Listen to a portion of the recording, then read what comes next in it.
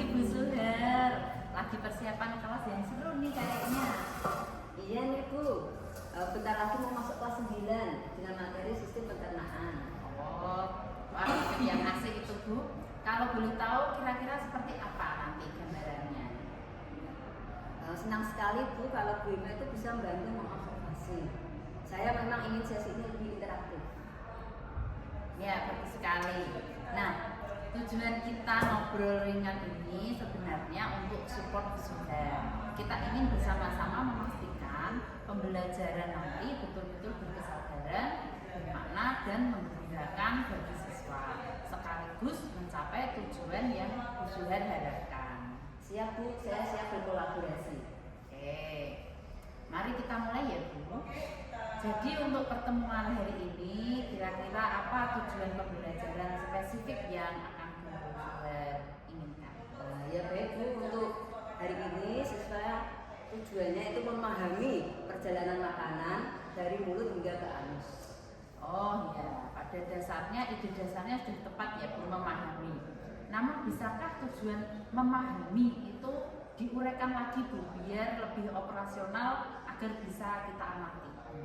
Oh ya Bu, jadi saya ini tuh siswa nanti itu yang pertama menjelaskan dengan katanya sendiri jalur makanan dari mulut hingga anus.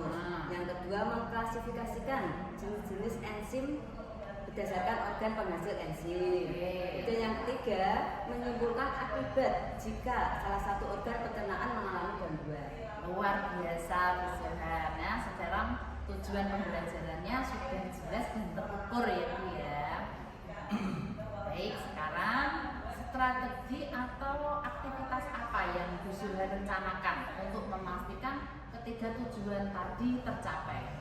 Baik Bu, rencana saya menggunakan model problem based learning. Saya akan membagi siswa ke dalam beberapa kelompok, kemudian memberikan studi kasus. Nah, studi kasusnya itu seorang anak mengalami sakit perut setelah jajan sembarangan. Kemudian tugas mereka adalah menyelidiki kemungkinan organ pencernaan mana yang terganggu dan menjelaskan alasannya berdasarkan proses pencernaan yang normal. Wah, strategi yang sangat menarik itu Bu Suher. Aktivitas ini pasti akan bermakna dan menggembirakan bagi anak-anak. Baik Bu Suher, kira-kira media apa Bu Suher yang akan Bu Suher gunakan nanti? Ya Bu, saya akan menggunakan torso, yaitu berupa alat peraga sistem pencernaan yang sudah kita miliki di lab IPA. Oh, kita sudah punya ya Bu ya? Oke, baik. Berarti tidak ada masalah ya dengan media. Lalu bagaimana Bu Suher akan mengukur keberhasilan mereka? Apakah bentuk asesmennya sudah sesuai dengan tujuan yang kita tetapkan tadi? Ya Bu, saya itu akan menilai presentasi jawaban mereka dari studi kasus yang saya berikan tadi. Nah, setelah itu di akhir sesi, saya akan memberikan kuis singkat pertanyaan untuk menjelaskan proses pencernaan dan pengklasifikasian enzim. Perfect. Nah, itu sudah sangat sesuai. Semuanya sudah selaras.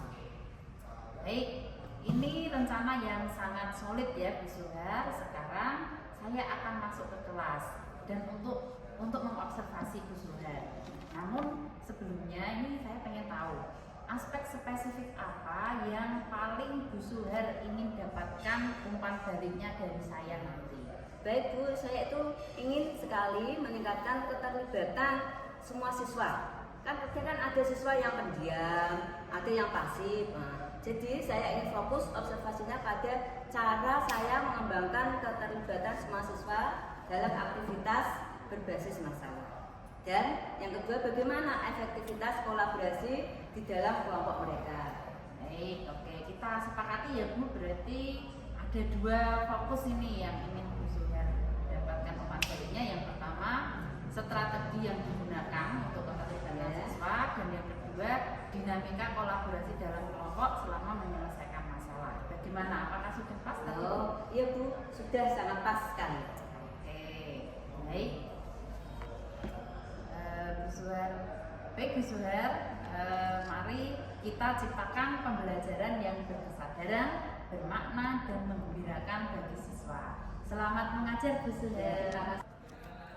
Selamat siang Bu Suher. Tadi kelasnya sangat energik dan seru sekali Bu Suher. saya bisa merasakan antusiasme siswa. Ya, siang Bu Irma. Nah, saya terima kasih sekali karena tadi memang cukup seru, mereka semangat sekali berdebat dalam kelompoknya. Itu tanda yang bagus Bu. Mereka benar-benar terlibat seperti yang kita sepakati tadi. Mari kita lakukan refleksi singkat untuk melihat apa yang sudah berjalan dengan baik dan apa yang perlu ditingkatkan ke depannya. Saya akan bertanya dan saya sangat ingin mendengar perspektif Bu Zuhair terlebih dahulu. Pertama, dari fokus observasi kita tadi, menurut Bu Zuhair apa saja yang sudah berjalan dengan baik? Ya Bu, menurut pengamatan saya, pembagian kelompok dan pemberian studi kasus tentang anak yang sakit perut tadi berhasil memicu diskusi siswa. Saya lihat itu hampir semua kelompok langsung terlibat membicarakan kemungkinan penyebabnya. Mereka berkolaborasi dengan membagi tugas, ada yang baca buku, ada yang mencatat, dan ada yang memimpin diskusi.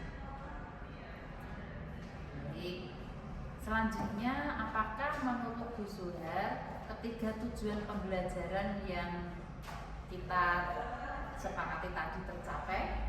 Apakah siswa bisa menjelaskan jalur makanan, mengklasifikasi dan lain-lain tadi?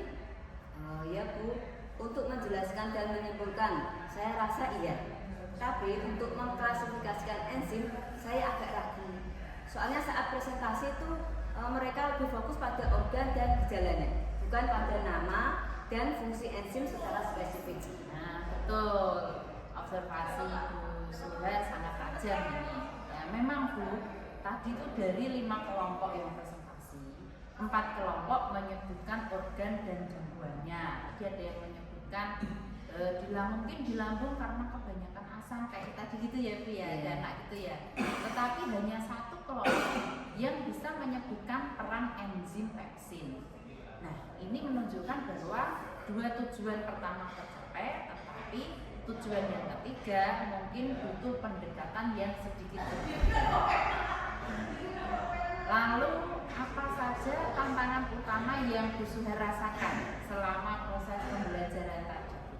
Ya menurut pengamatan saya Bu, tantangan tadi itu pada saat diskusi.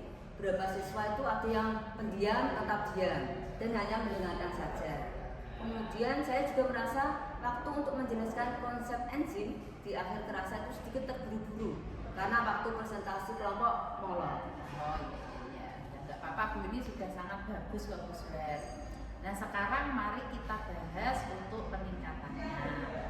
Untuk tantangan siswa yang pendiam Bu Zuhair, bagaimana Bu Zuhair mengatasi hal tersebut? Ya menurut saya ya Bu, saya sendiri itu mungkin bisa menggunakan teknik time parser. Parser itu ya Bu ya. Seperti apa Bu Zuhair? Tolong bisa dijelaskan. Ya Bu, menurut saya setelah kelompok mendapat masalah, saya beri waktu 2 menit untuk setiap anggota berpikir dan menuliskan jawaban masing-masing secara individu di kertas. Itu think. Kemudian lalu ya 3 menit berikutnya untuk berdiskusi berpasangan dalam kelompok atau pair.